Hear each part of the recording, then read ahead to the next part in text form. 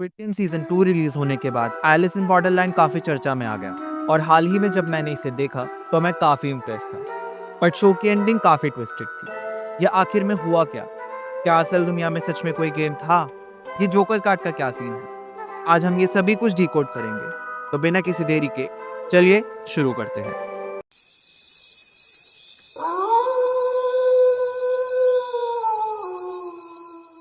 आखिर ये गेम्स असल में क्या थे? दरअसल ये एक तरह का पर्ग्युटरी था, यानी एक ऐसी जगह जहां लोगों को उनकी विल टू लिव टेस्ट करने का मौका दिया जा रहा था। जिन्होंने हार मान ली वो मर गए और जिन्होंने गेम्स जीते वो अपनी असली दुनिया में लौट आए। अगर आपको याद हो तो आरिसू के भाई ने लास्ट एपिसोड में उसे बताया था कि उसका दिल पूरे 1 मिनट के लिए रुका हुआ था, यानी वो कोमा की स्टेज में था। अब अगर हम गौर से समझें तो ये पूरी कहानी यानी कि ये सभी गेम्स वो 1 मिनट में ही खेले गए थे। गेम्स में हमें सिर्फ कुछ ही लोग क्यों दिखाए गए जबकि पॉपुलेशन तो काफी ज्यादा रही होगी? तो इसका जवाब काफी सिंपल सा है कि वो मीटेओराइट गिरने के बाद काफी लोग तो मर गए होंगे। ये कुछ ही लोग थे जिनमें से हमारे मेन कैरेक्टर्स भी थे जो गंभीर रूप से घायल हुए और जिंदगी और मौत के बीच लड़ रहे थे। दूसरा सवाल कि कारुबे और चोता जब पहले गेम्स का हिस्सा थे तो वो इतनी जल्दी मारे क्यों गए?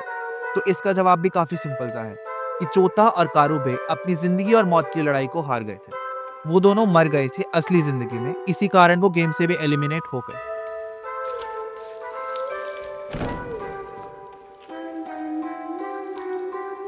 आरिसू का दिल 1 मिनट के लिए रुक गया था। अब इसके बारे में आप जितना सोचेंगे ये आपको उतना ही फैसिनेट करेगा।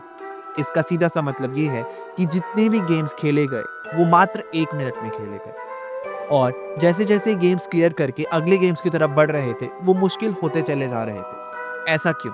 ऐसा इसलिए क्योंकि इनकी लड़ाई असल जिंदगी में जो ये मौत और जिंदगी के बीच लड़ रहे थे वो भी मुश्किल होती चली जा रही थी। एक और गहरा सवाल कि दिल के गेम्स में ये खुद के ही दोस्तों को क्यों मार रहे थे? किसी का बलिदान ये खुद क्यों दे रहे थे और इनको गिल्ट क्यों मिल रहा था जबकि असल जिंदगी में तो वो खुद मरे थे? इसका जवाब भी काफी सिंपल है कि वो सर्वाइवर गिल्ट था।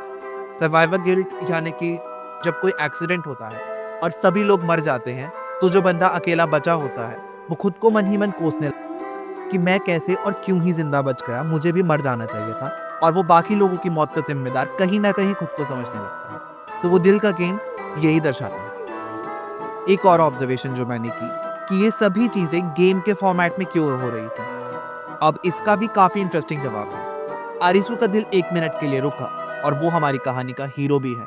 अब क्योंकि आरिसू को गेम्स खेलना बहुत पसंद था इसलिए इसने उस पूरी सिचुएशन को एक गेम्स के रूप में इमेजिन किया।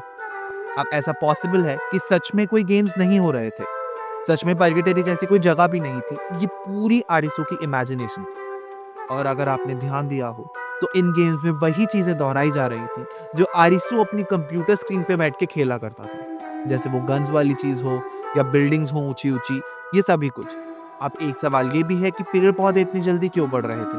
तो ये ऐसा भी हो सकता है कि क्योंकि आरिसू इन गेम्स की दुनिया में काफी खोया हुआ था इसलिए वो अपनी दुनिया को भी वैसे ही इमेजिन कर रहा था। एक कारण ये भी हो सकता है कि वो पेड़ पौधे इनकी पूरी दुनिया को काइंड ऑफ कब्जा करके बैठे थे, इनकी पूरी दुनिया को खा रहे थे। तो एक तरीके से वो नाउम्मीदी को भी दर्शाता है क्योंकि चारों तरफ से ये नाउम्मीदी से घिर चुके थे। बचने की उम्मीदें दिन प्रतिदिन हर बीतते पल के साथ कम होती चली जा रही। अभी फेस कार्ड जीत लिए गए थे पर क्या आपने ध्यान दिया जोकर कार्ड का तो कभी जिक्र हुआ ही नहीं।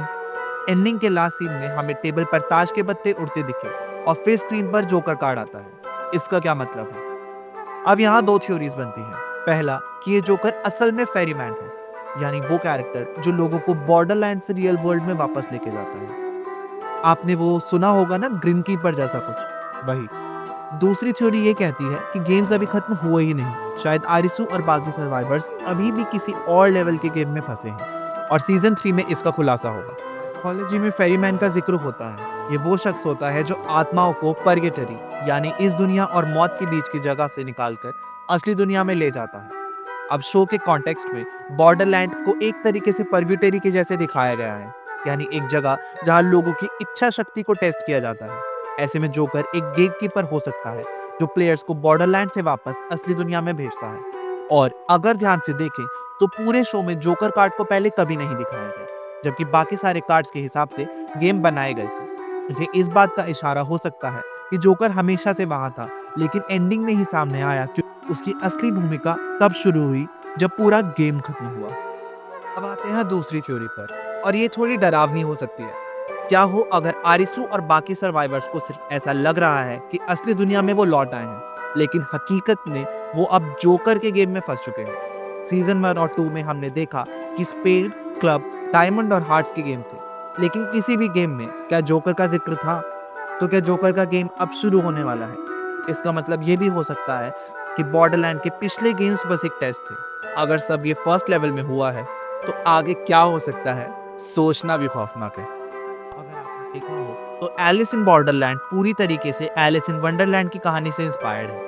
आरिसू यानी एलिस मेन कैरेक्टर जो एक अनजान दुनिया में खो जाता है, हार्ट्स की क्वीन मीरा जो हमेशा मेंटल गेम खेलती है, और जोकर वो मिस्टीरियस कैरेक्टर जो हमेशा कहानी का रुख बदल कर रख देता है। इसलिए ये शो सिर्फ सर्वाइवल और एक्शन नहीं बल्कि एक डीपर मीनिंग भी रखता है। जोकर हमेशा से एक ऐसा ट्रिकस्टर कैरेक्टर के तौर पर दिखाया जाता है जो रास्ता भटकाता रहता है और गेम खेलता रहता है। तो ऐसा हो सकता है कि एलिस इन बॉर्डरलैंड में भी जोकर कोई अल्टीमेट ट्रिकस्टर हो जिसने हमें सोचने पर मजबूर कर दिया कि कहानी खत्म हो चुकी है, लेकिन असल में ये तो महज एक शुरुआत है। मैं ये जानने के लिए एक्साइटेड हूँ कि इन सब में से आखिर जोकर है कौन, and I am very sure कि इन सब में से ही कोई एक है। आपको क्या लगता है कि जोकर कौन होगा? कमेंट्स में अपना फेवरेट कैरेक्टर ज़रूर बताना। मुझे पर्सनली क्वीना काफ़ी पसंद है। अपना फेवरेट कैरेक्टर बताना ना भूलें। और क्या आपको ऐसा लगता है कि कोई कैरेक्टर है जो बहुत ज़्यादा ओवररेटेड है? वो भी ज़रूर बताना। So that's it for today. ऐसी ही और दिलचस्प वीडियोस देखते रहने के लिए please subscribe to the dark arts. जल्दी मिलते हैं एक नई वीडियो के साथ। Take care.